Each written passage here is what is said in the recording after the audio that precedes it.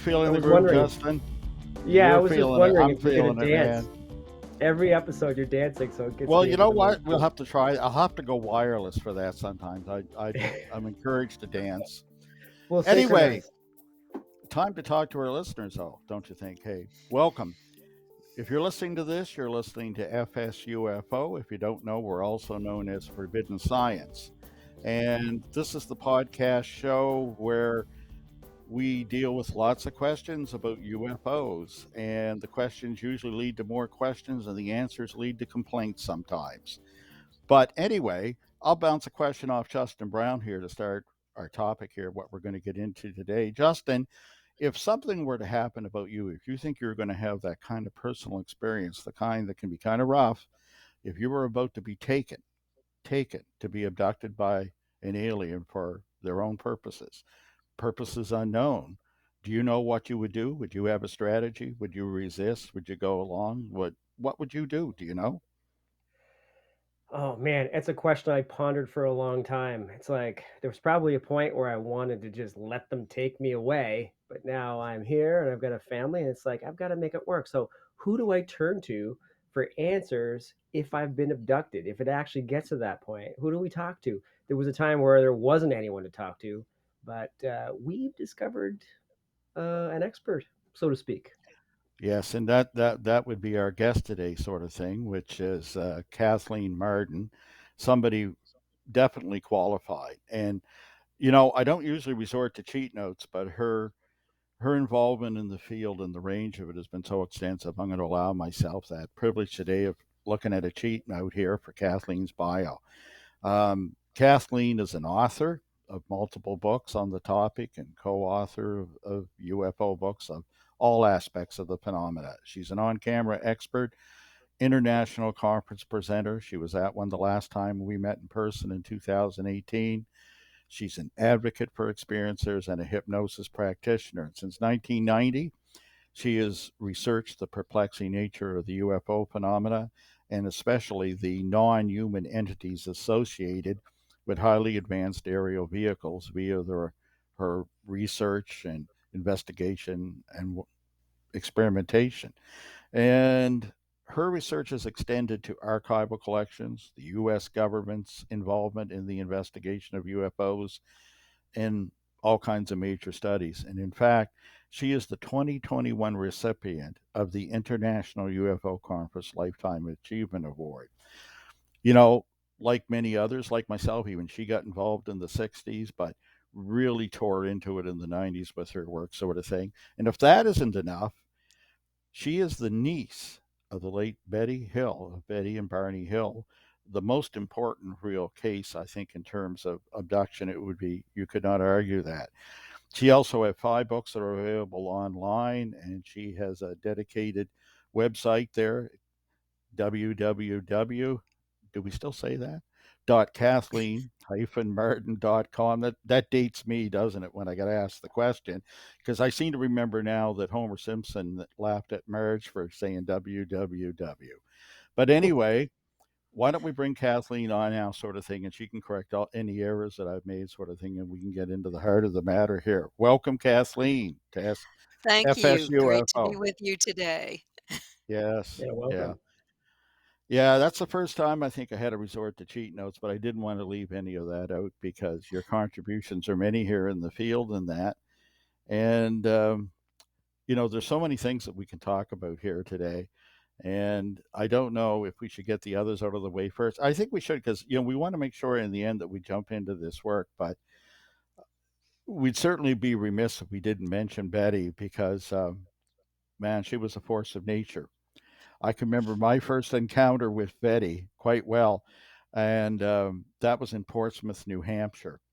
And as I pulled into town and drove in with my OK5 Blazer and parked in front of the Holiday Inn there, she was waiting for me on the steps because she had questions about Nova Scotia. She knew I was from, and she goes, "You're Chris." But she goes, "Boy, I got to talk to you." She goes, "I won't bug you right now." And, the questions began. And, is so and so still alive? Is this person alive? Do they still live in Tatamagouche? And on it went. And as I got to know Betty, she was just a charmer and force of nature. and you had to love her. I'll tell you, she was incredible. But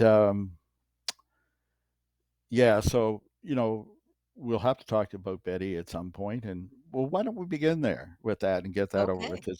Because we're here to talk about you, of course. But yeah, Betty. Well, I was 13 years old Mm, and had just arrived home from school when I found my mother talking on the phone with Betty about the flying saucer that had come so close to them the night before that she and Barney were concerned that they might have been contaminated. We had a neighbor who was a physicist, and my mother offered to talk with him and then get back to Betty. And Betty and Barney had already taken long showers, which was a good thing. They'd left their mm, clothing and their food, anything they had with them out on their back porch. And the physicist, for some reason, said to Betty, or to my mother to tell Betty, if Betty has a compass, tell her to take it out to the car to see how the needle reacts.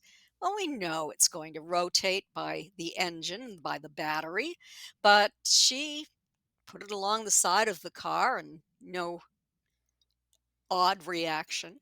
But then she saw new spots on the trunk that hadn't been there the day before. They were highly polished and shiny and all the same size. mm, And when she put the compass over them, it rotated, indicating a magnetic field in that area. mm, We've seen that time and time again mhm, when UFOs, flying discs, have been over vehicles before and during an abduction event. And it was there. And they did have missing time. That's the thing that really interested me in uh, pursuing this as a career. um, met most of the early researchers and investigators, very impressed by them. People like Jacques Vallée, mm. Dr. Alan Hynek, Dr. Benjamin Simon. I had dinner at his home with Alan Hynek and John Fuller, the author of the Mm. first book ever written on their case, and Betty and Barney. Interrupted And journey. Yeah, many more. Walter Webb, who was an original investigator, and Robert Mm, Hohman and C.D. Jackson. So many people, and I was impressed by them and mm. thought, boy, when I grow up, maybe that's something I would like to do. I had a typical career. I studied psychiatric social work and started out in that. And then I ended up going into the field of education, did graduate work in that, and worked for many years as a teacher. But in 1990, I decided to change course and become an author, to write Betty's biography, which ended up being much more than that, Mm. and captured the Betty and Barney Hill UFO experience. And I just updated that for the 60th anniversary edition with new information and new scientific analysis of evidence, which is very exciting. So your career change kind of, it followed. There seems to be some influence there from Betty because I know she was a social worker in Portsmouth, I Yes. believe. Am I right, if I remember? And yeah, not all of us know a physicist that we can call on like that. And your career change kind of mirrored that certain physicist's career change in a way too, where he drifted from all this applied physicist contract work into becoming a full-time ufologist. And I love, it's not every day now you hear that word flying saucer, and that just evokes, that takes me back to the 60s. Now I know some people say that if you remember the 60s you weren't really there, but with flying saucers it's kind of the reverse effect, unlike music. Another bad Yes. influence on me. But yeah, no, she was a charmer. And before I turn you over to Justin here, I just want to make one other comment, sort of thing. When you name, there's some serious name dropping there, all these great people, the authors, Dr. Benjamin, all these people. And I know that they too were impressed by Betty, probably in a different way than I was. I was astounded at her memory of all these people in Nova Scotia, and she just started coming up with Ignatius Kennedy and this one and that one and how are they and who's good and who's bad and whatever. But I'll tell you what I remember for anyone out there. The memories of me. The next big one I had of Betty was when I was down in Greensboro, North Carolina, and she wasn't there, and I was hearing this from, and he can withstand this. There was a lecture being given by Kevin Randall, and it was about Mm. the influence of science fiction and that upon sightings and experiences and these sort of things. And he was picking his words carefully, and he made some comment on Betty's case, and he was trying to explain a few things away, and that it wasn't a personal attack, but some people in the audience took it that way.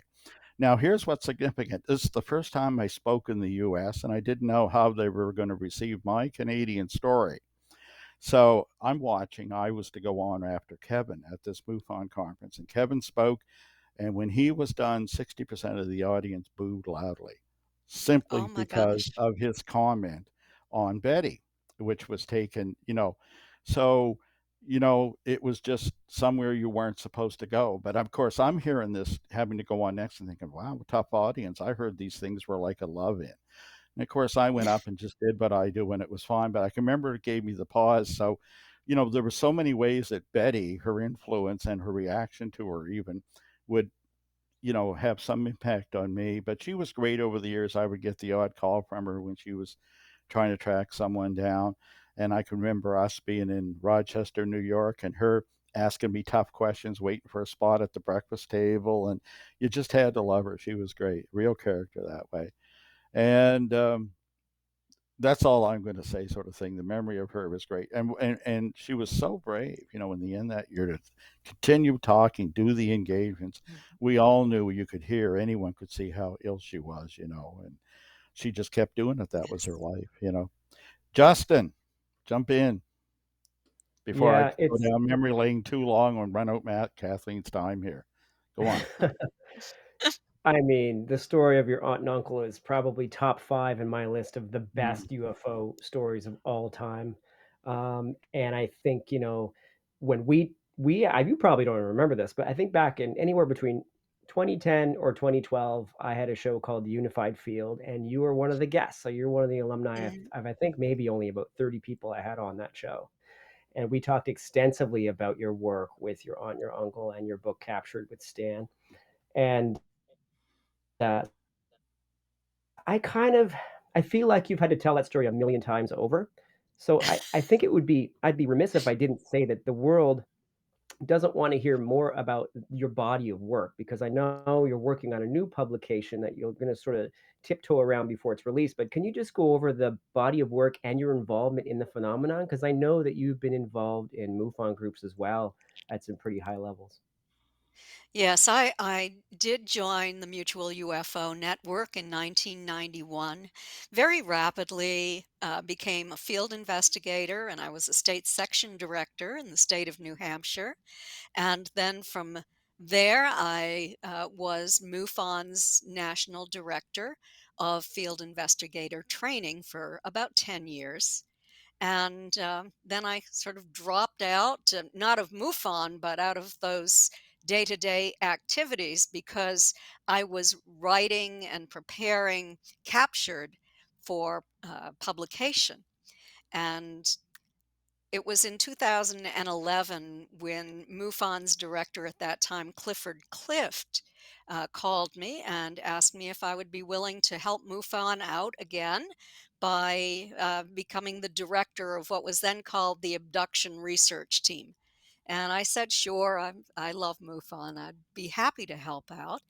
And over the years, due to, I guess, popular demand, we changed the title to the Experiencer Research Team. When I began, there were only three of us, but it developed into a team that is sort of a supportive team for people who have had UFO contact and abduction or contact with these non-human entities and are seeking help, are looking to speak with someone who will listen to their story without criticizing, and who can offer guidance.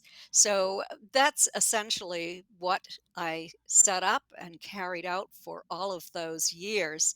I've written 5 books, 3 with Stanton Friedman, one with Denise Stoner, who was uh, my assistant, the assistant to the directors at MUFON, and that was the alien abduction files. I wrote 3 of those books you're showing with Stanton Friedman. And then the next book is Extraterrestrial Contact: What to Do When You've Been Abducted. And Ah, so we wrote that specifically for experiencers of contact. It's a comprehensive guide to know just what to do. It also has some of my best cases in it. So it's really interesting stories of just incredible cases that I've investigated. And one of those is the case of a man from Canada, Jim Schaefer from Winnipeg, who had all kinds of evidence, some of the best evidence on record, and was healed from cancer by these extraterrestrial entities, by an orb that came into his bedroom after I advised him to ask for assistance from the ETs because they have helped so many people that I've worked with. So Wow. gosh, I did that. I'm a consultant to the ERT now. It's now the Experiencer Resource Team, and headed up by Gwen Farrell, Assistant Director Dr. George Medich, both great people with a great deal of knowledge. And Denise Stoner is still in her position as Mhm. well. And I work with experiencers, anyone who wants to talk with me personally. I offer online consultations for a fee. Just because I have to. Otherwise, I'd have 1,000 people a day asking to talk to me. Exactly. That happened, and sure. I had to change that policy of. And I also do hypnosis, not online, because I do regression therapy, Hmm. and Okay. it's simply not something that you can do online. You have to be with that individual. You have to watch them very, very closely. So that is essentially what I've done. I'm working on a new book. This is my sixth, or if you include uh, the second edition of Captured, it's at number 7. Mm. And uh, again, entirely by me, but I talk about my own experiences for essentially the first time in a complete book. And the contact experiences I have had, the people I have worked with whose ETs abducted me along with them, and messages received, and an experiment that I took part in over a 2-year period with other researchers and skeptics and experiencers as well. I thought I would never release this information, but I am convinced that the ETs that we spoke to gave us real and true information based upon all of the knowledge that I have and that the others I've worked with have. This So is all a of that is bombshell coming for out. someone. Yeah, it's a bombshell for someone in your position. Like this is like the ultimate cliffhanger of the show, and I'm trying to find a way. I want to hear it all now, but I know you want to sell the book. Like Yes. what can you give us any more breadcrumbs on that? Because that's astonishing. Like there's a lot to unpack there. Yeah. Well, let me say first that I've worked on 3 major studies with experiencers. 2 of those studies were headed by PhD scientists, and we discovered a great deal of information that experiencers of contact share that are not common in the general population. We had also open ended questions for experiencers to give us information that had been given to them by ETs. So, one thing that the ETs have told me have through telepathic communication is and other people as well, and that's why I'm telling it. I don't repeat anything that might simply be my imagination or hasn't been backed up by others. But they say that they are most concerned and most involved in the work they do here on Earth because our spiritual development is out of sync with our technological progress. And when this has occurred on other planets, there were uh, devastating results. Oftentimes, the species became extinct.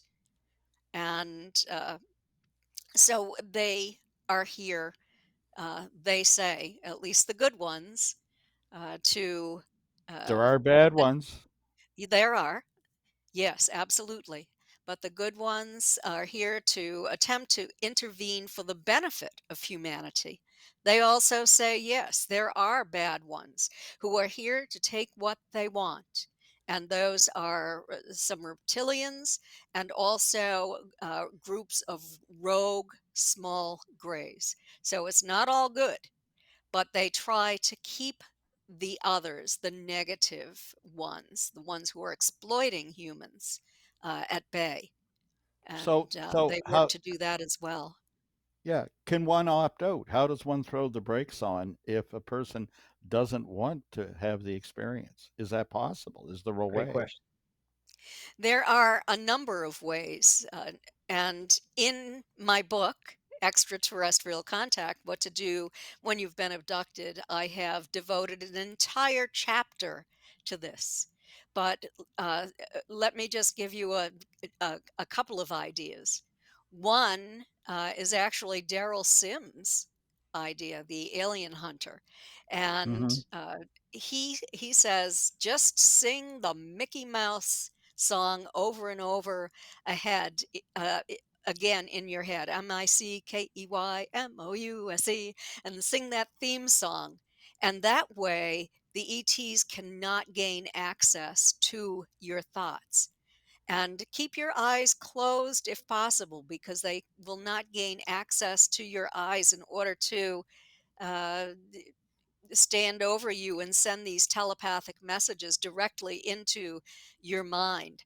Something else that you can do is there is a man who uh, makes a thought screen helmet. His name's Michael Mencken, and he claims to have a great deal of success with that. There are others who uh,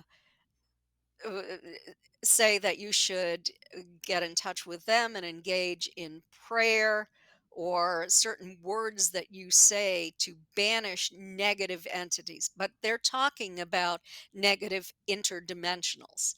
It doesn't work with extraterrestrials, it works with negative interdimensionals. But a lot of people are confused, and that's something else that we discuss at length in Extraterrestrial Contact: What to Hmm. Do When You've Been Abducted. It's full of ideas, full of information, how to differentiate, how to know what kind of experience you're having and with whom.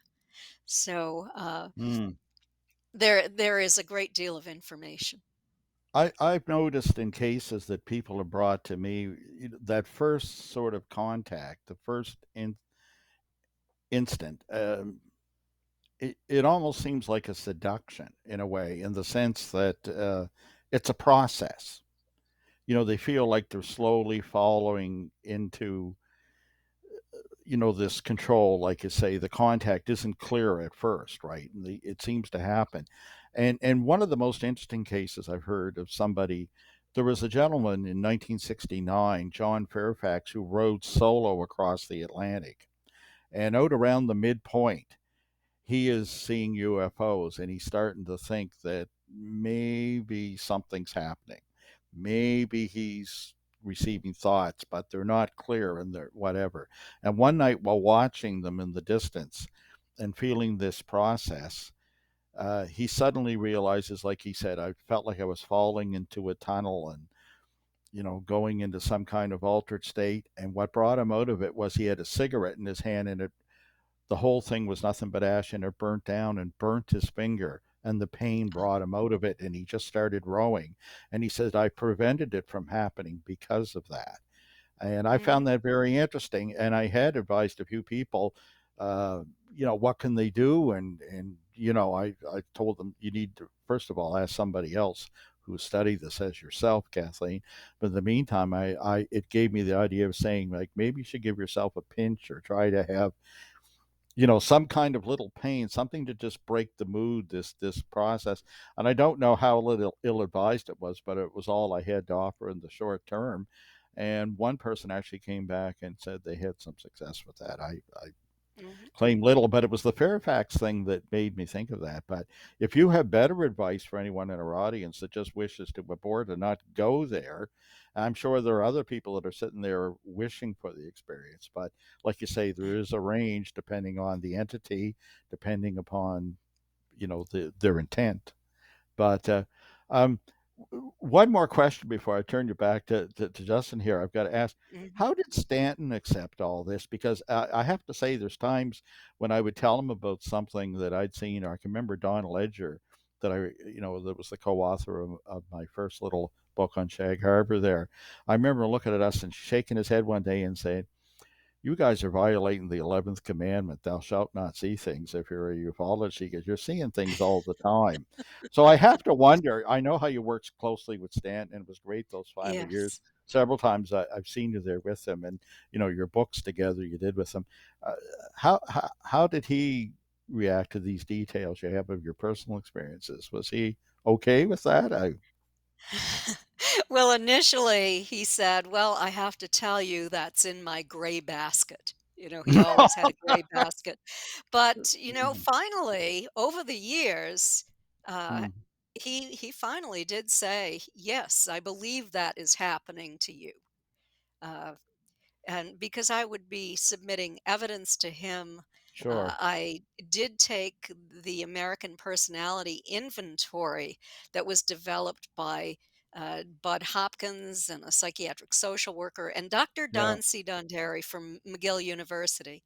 And Dr. Donderi administered that to me, and I was right on target as being an abductee. And Mm-hmm. so, yes, with all of the evidence over time, Stanton did say, yes, uh, No. I believe it happened. Well, at least he didn't accuse you of violating the 11th commandment. I always remembered No, that line. I like that. Yeah. But right. the gray basket, I've heard that expression more than once from him too. Yeah. Well, I have a story about Stanton. He and I were working with a production company in upstate New Hmm. Hampshire, and w- we couldn't go to the abduction site to do the filming at night because there are now houses there and the Hmm. dirt road has been paved. So we Hmm. found another little road and went down there. It was a dirt road. And so the two of us were out there standing uh, on the side of this hill getting ready to do the nighttime interview. And the production company said, turn around and look at the sky.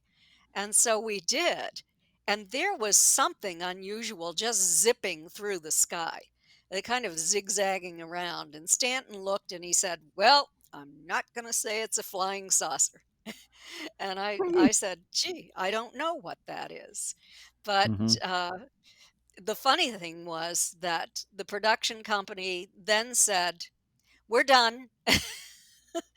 Pack up. Let's go back to the hotel. And when we arrived at the hotel, there were people who worked there who had also seen this Hmm. in the air. And so, I don't know what it is. We showed the film to an Air Force colonel, and Hmm. he said, we were wondering, is there a prosaic explanation? Were these maybe flares that were dropped? And he said, those are so low to the ground and so bright Hmm. that if they are flares, they have to be photo flash flares. Hmm. Otherwise, they are not flares. So, Mm. but Stanton always said, "No, I'm not gonna say that it might be a Yeah. flying What saucer." what year was that production and his sighting with you there? It was called the White Mountain, Abduction, and it was done, oh gosh, I don't know for certain, Mm-hmm. probably 2010, 11, 12, somewhere in that range, but Mm-hmm. I can't say for sure. I was wondering because I asked him about whether he had a personal sighting, and he said he thought he saw something with some other passengers on a flight once, but really nothing. And of course, when I asked him that, it was previous to that date when I saw his Mm. first in person presentation at the Agricultural College in Truro, and later when I was in the green room with him, I asked him about it again on the Deanie Petty show in Toronto, and at that time he hadn't had that. I'm glad to hear he if anybody deserved having a sighting like that with others present, it was certainly Stanton because yeah, what a great story. You're just full of them. Justin. Honestly, just Just being here with you guys is the best conversation I had all week. I love this stuff, yeah. and just so grateful for you to be here, Kathleen. I've got I've got so many questions for you. 'Cause first of all, I just love you. I think you're great. I'm a fanboy. Uh, but le let me just go back to some of these ways that you've heard of people, trying to prevent an abduction experience while it's in motion. I have heard from both sides of the camp, probably equal 50-50, that invoking spiritual masters or something like Jesus Christ is a way to ward off the experience. Have you heard similar anecdotes like that? Oh, I have, and it does work for some people. Some people say it works because the experiencer does not want this to continue. Others say that all of these ETs are actually demons, and that's why it's working. So there are a number of explanations, and I'm not going to say what is what, but I know that they're not all demons. Let me put it that way. Um, you can attempt to break your contract because the ETs will tell you, well, you agreed to this, and a lot of people think that they made this agreement before they came into this lifetime. And that sounds a little odd to anybody, I'm sure, but this is what many people believe. And so what they have to do is to say, I no longer want to do this. I want to break this contract. I don't feel comfortable. Something that I did when I wanted to break the contract years ago was I said, or I sent telepathic messages to them on a regular basis saying, "Stop taking me. And if you have to take me, don't let me remember it. Don't wake me up." Because I had so many memories of being awake when this was going on. And just let me sleep through it. And the funny thing is that I was at a conference, and there was a group abduction that took place at that conference. And all I remembered from it was waking up when I was bouncing on my bed. I was dropped down, and I saw this blue light. It was rounded and it seemed to have energy. And it just receded. It seemed to have intelligence. And the funny thing is, I didn't remember a thing. I had hypnosis after. I didn't remember a thing about being taken or being on a craft. But one of the people who was there said, "Well, you were completely out of it. You were sleeping the whole time." So I thought, well, isn't that Wow. interesting? Kathleen, how common is it? How common is it? And the reason I put this question to you, one of the great conversations I had, I think you were sitting there, you may not have been, but your aunt Betty was talking, and I remember her answering somebody else's question at the table, and she said,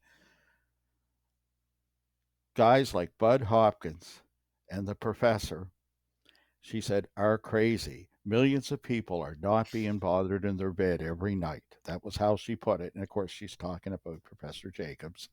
And she said, I know I wasn't the first, and I'm not the only one, but millions of people are not being bothered every night. So you're an expert and you've done so much work in this, and you are an experiencer.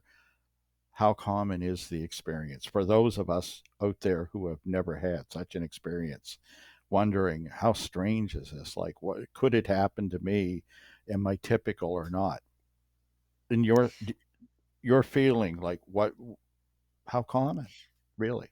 Well, let me first say that I agree with Betty that millions of people are not being taken from their beds every night, but but a lot are. When it's Mm-hmm. their time, the Mm-hmm. ETs will come and get them. Mm-hmm. And Betty had some contradictions because she believed that this was not happening to a lot of people, but she believed that she was seeing UFOs on a regular basis. Mm-hmm. And generally, these craft are coming because they have work to do. They're not out on a sightseeing tour. And if for all of your listeners who are familiar with the Tic Tac UFO and the other UFOs and the information that has been released by the Navy and by Mm-hmm. Louis Elizondo, who recently just had a very interesting uh, presentation on YouTube. Uh, these things are seen in the sky by the military on a regular basis. I Mm-hmm. have reason to believe from all of the work that I've done with experiencers that they have bases under the water and in deep bodies of water, and many of them. So uh, I disagree with Betty that very, very few people are being taken. And one of the Mm-hmm. reasons for that is that the research that we have done with about 5,000 experiencers indicates that there is a process taking place. This is generational, contact is. They are attempting to upgrade the human genome to move us ahead on an evolutionary scale.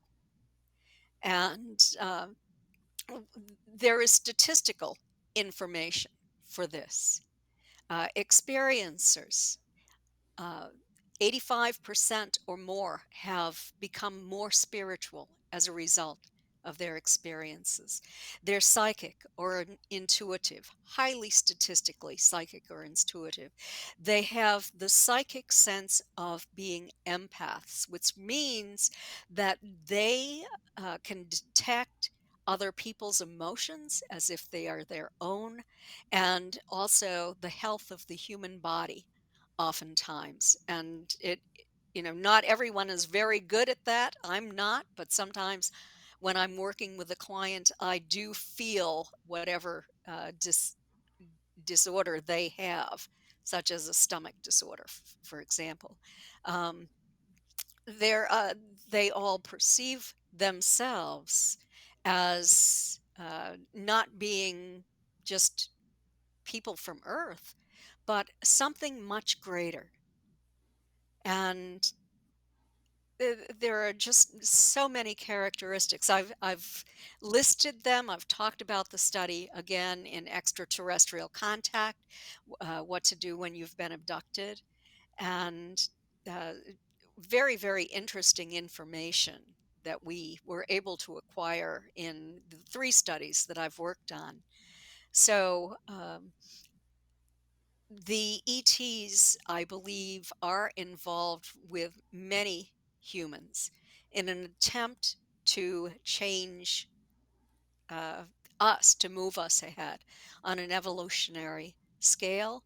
When I was director of MUFON's ERT, we received initially up to 150 reports each month.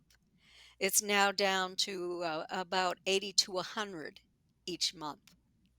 But that will give you an indication of how many people believe they've had these experiences. And I'm not saying that all of them have. Many are just seeking help in understanding what the experience is. Sometimes it's just paranormal. Sometimes there's psychiatric illness. But Yeah. and a lot of people hope that that's what it is so they can Mm. take a pill Mhm. and make this end Mhm. as well. But, Well, I what think that it's far more mm, widespread than yeah, I Betty mean, did. what's real to the mind is real, but it was just that it was just her great way of presenting it too. And the one last thing I'll have to say about Betty and that was I can remember she cornered me one time again where we met, and a lot of the other researchers were present and attendees at a conference, and she said to me, um, "Well, I don't know how many people believe me or whatever." And she goes, "Chris over there, he doesn't believe me like that." And I said, "Betty, I never said that. Don't." And she said, "No, no, no. I know that. That's fine. Not everybody does." She goes, "What would it take to convince you?" And I was like, "Betty, don't do this to me."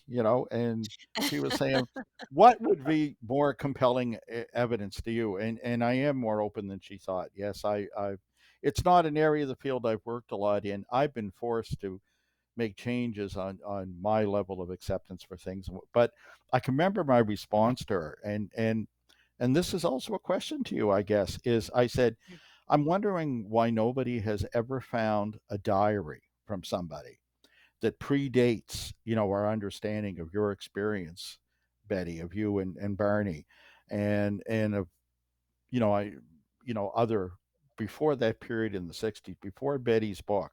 And when you read the experience, it may not have any of the terminology. In fact, I imagine it wouldn't. But when you read it, there would be no other interpretation that somebody had been taken or had an experience." And she cackled and pointed at me and she goes, "There's wisdom." She had that way. And I thought, "Ooh, I'm off the hook now," from one of Betty's questions, right? Well, I So, have to tell you that I have received a diary that predated Betty's and Barney's experience.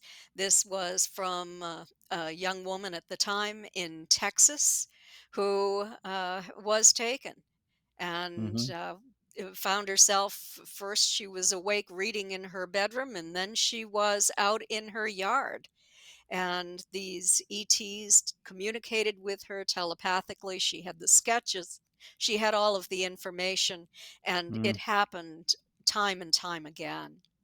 And I What wrote about time? that. Yeah. Pardon me? Well, I should That have was read in the more of your 50s. books in the 50s. Wow. Yeah. Oh, great. Yes. Sorry to interrupt, but yeah. Yeah. Wow.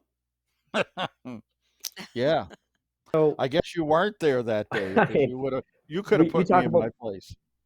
Go ahead, Yeah, I Justin. Go wasn't ahead. out there with Betty. I went to all of those conferences, so maybe I Yeah. was just sitting inside. Yeah. Yeah. Go ahead, Justin. Gotcha. You talk about these diaries and, you know, I I can't help but go back to guys like Valet who have collected these stories and others who have collected these stories of, let's just say, Scottish fairy belief or, the Middle Ages, incubus and succubi. Out here in Mhm. Newfoundland, we've got the old hag syndrome, right? I mean, you can package it any interesting way you want it looking at the timeline. Speaking of timelines, what I wanted to ask you is you say that you think or believe or they tell you that they're trying to implement change on a genetic level with humanity, but do they ever give you a sense of a timeline they're trying to accomplish? Because it doesn't look too good out there with climate change. And I don't want to No, get into it politics. doesn't. There's a lot going on. They're very concerned at this point. Um, they have been here, they say, for thousands of years, and they came in large numbers when they realized that we had detonated atomic weapons. And in my new book, I have a chapter. I don't know when the book will be released. I hope it's soon. But it is on the history of this and a, a secret experiment that Canadian government's radio engineer, Wilbert Smith, and UFO guy too, Mhm. participated in with Admiral Herbert Knowles from, he at that time was living in Maine and the Canadian government and the US government were involved in this investigation. And the ETs did communicate through a woman in Maine to them during this experiment that they were conducting, which is what led me to decide to conduct a similar experiment. I would never have done that if I had not acquired the communication files between these two men, the correspondence files from a family member. And so the ETs were cautioning about human behavior, and this was back in 1954 when this Okay. occurred. Well, maybe there is some hope It's been a because long when I hear time. yeah, when I hear your story and I think about my story, like I had an experience in 2018. I roped Chris into it and a few other people, but my and listening to other podcasters and authors sort of bringing up this common thread is that here's the scenario. I've been involved with UFOs my whole life on some level, having seen my first thing around age 12, and then that just spiraled and then needing to know, right? I consider myself pretty empathic. I can generally feel, someone's energy coming into the room. I'll leave right away if I don't, I'm pretty good that way. I don't mean to reveal this stuff about me because I usually keep that stuff sort of private. But when I hear your story about, this blue ball coming in your room and you being aware of it, and yet you are intricately involved in studying this field. I'm involved in looking into this field. I was in the town shooting some B-roll for a short film when I had my UFO experience. So my head was in the game. My point is there a connection? And here's why I say that this might be hope that the timeline might be expediting for their whatever the experiment might be going on here.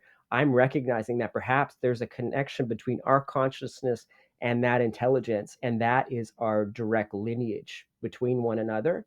And do you feel that I'm not trying to front load this for you, but do you feel like there's a language there that we're trying to understand? They say that there is a universal language, and that is telepathy.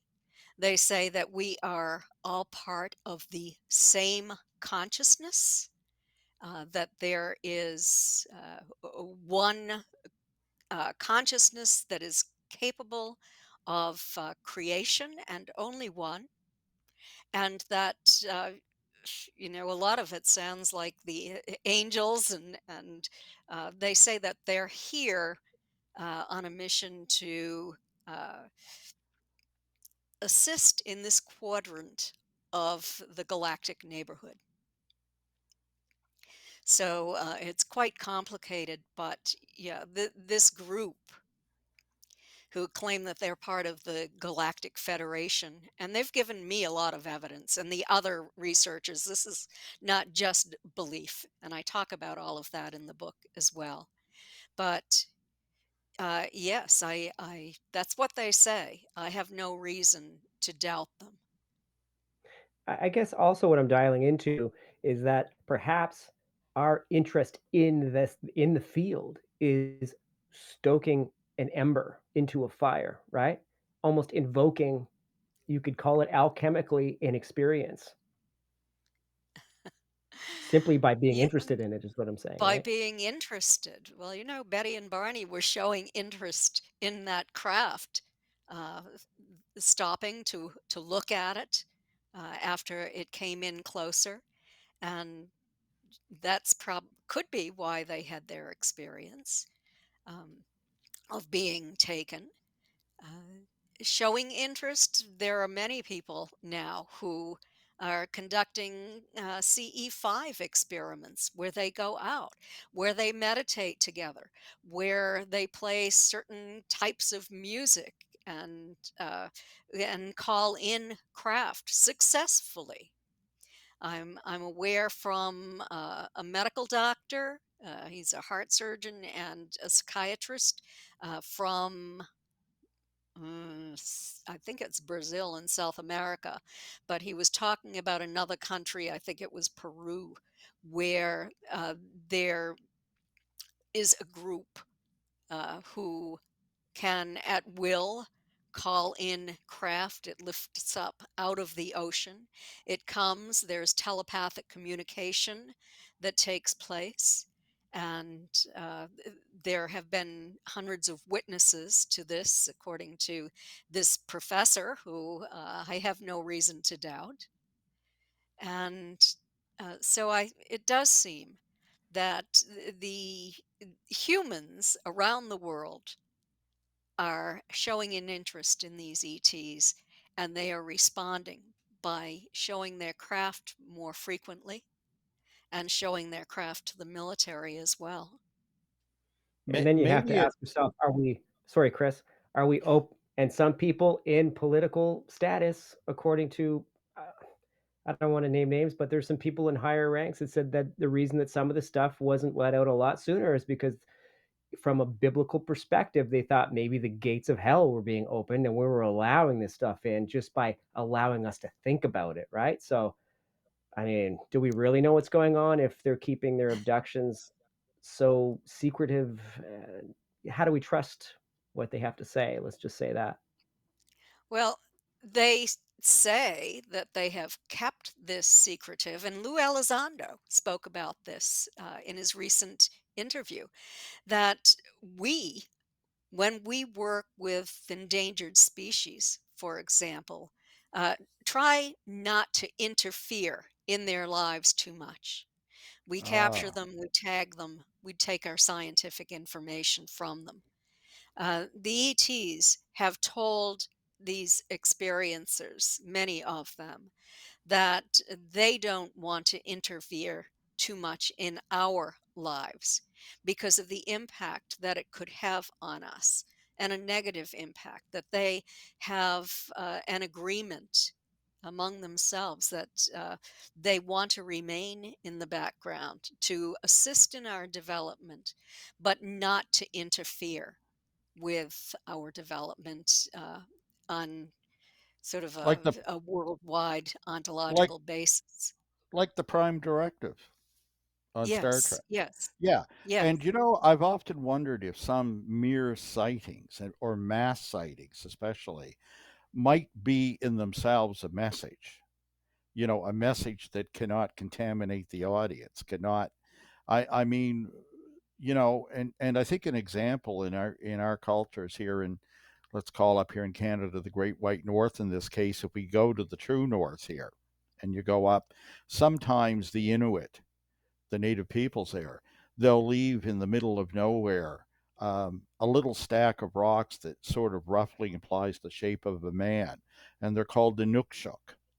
And when you find it in Inukshuk, you could be wandering in the barrens, you could be wandering in the wilderness nowhere, and there is that. And there was a little film vignette they used to run as a time filler when they didn't have enough commercials on a Canadian television show. And you would see this little film, and there was an RCMP officer. This is around 1903 in the high Arctic. And an Inuit boy is helping him along, because he has a bad leg and needs help. Anyway, and they see this Inukshuk, and he goes, I find these in the middle of nowhere. And he goes, what does it mean? And the boy says, now the people know we were here. And it could be these simple messages like, they're here, we're here, right? Hmm. And you deliver the simple message, but it's the kind of message where you can't like take the technology where it will not contaminate the culture. You're not giving away any secrets, and maybe it's that simple. So what you say to me makes a lot of sense, where you don't want to influence the culture, you don't want to give away a technology, you don't want too much wild speculation. So it could be that simple, and we may therefore have answered our own question that way. It does tell you something. There we go. Look at that, Sean. Yes, Our look at that. disembodied voice, you're so good. There is an Inukshuk. Ask and you shall receive. Yeah, you'd find these in the middle of nowhere. That one looks like it was pretty purposeful, but you'll see little, very crude ones just done with stones. They may have been done by a child or a village elder. But yes, now the people know we've been here. I mean, and you think about that. That's an important message, particularly when you're on your own in the middle of nowhere. Hmm. Just an Yes. idea, like the Prime Directive. Hmm. And at the risk too of running out of time too, I have to ask you one question that I'm sure a lot of people are wondering listening to this. Maybe they've never been involved in the scene or whatever. I personally know the answer, having spoken to you many times over the years. But first of all, it takes quite a bit of bravery to come out and reveal your innermost secrets about your own experiences after being such an established author and an investigator in the field. Some could say, hey, I mean, are you tainting your work by saying stuff like this? Are you in the business of trying to convince people that this is real? Or, how do you deal with skeptics like that? Are you trying to convince people that this is legit? What's your stance? I'm not I'm not trying to convince anyone of anything. Anyone is entitled to their own opinion. And if it makes people feel more comfortable to believe that this is not real and it's never happened, that's fine with me. But there are many people who need the education, need the information that I have acquired over the years. And I've been holding this information back, holding it in for fear of ridicule because my Aunt Betty was so harassed by, three-letter agencies, by people like Philip Klass as well, and painted with a new brush to make people believe that she was a lifelong UFO kook, on and on about that. So at this time in my life, I think that it is reaching some urgency where people need this information. I invite only the people who are interested in having this information to read the new book that is going to be coming out. And I am not going to respond to any criticism. I have many things to do, and I don't need to have uh, my life interrupted defending myself for the rest of my life. I don't Yeah, care just what anyone thinks anymore, don't read the comments, right? right? Yeah. Chris? Well, well, when she mentioned Phil Class, I'm sorry to say I'm perhaps one of the few people that met him, and he had nothing negative to say about me. He had nothing but compliments, and it made me so uncomfortable.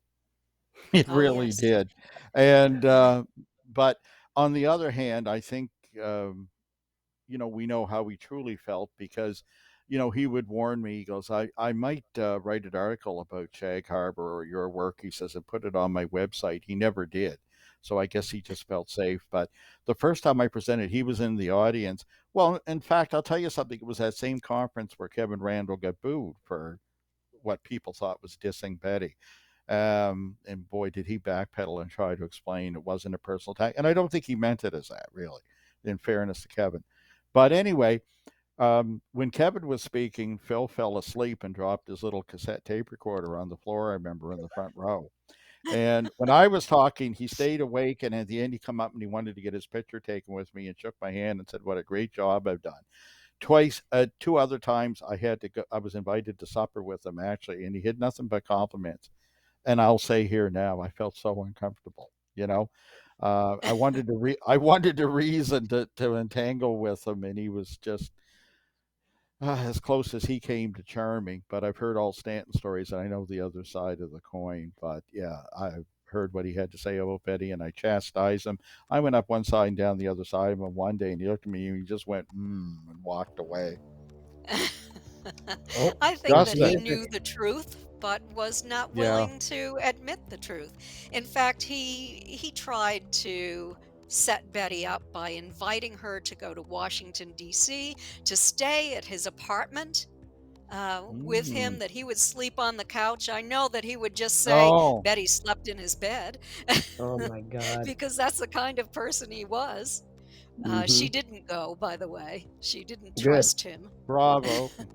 Yeah, and Wise judging woman. by our conversation today, listen, there's a sea change coming, so maybe the intervention is working. The conversation we're having today is incredibly different than it was in the past.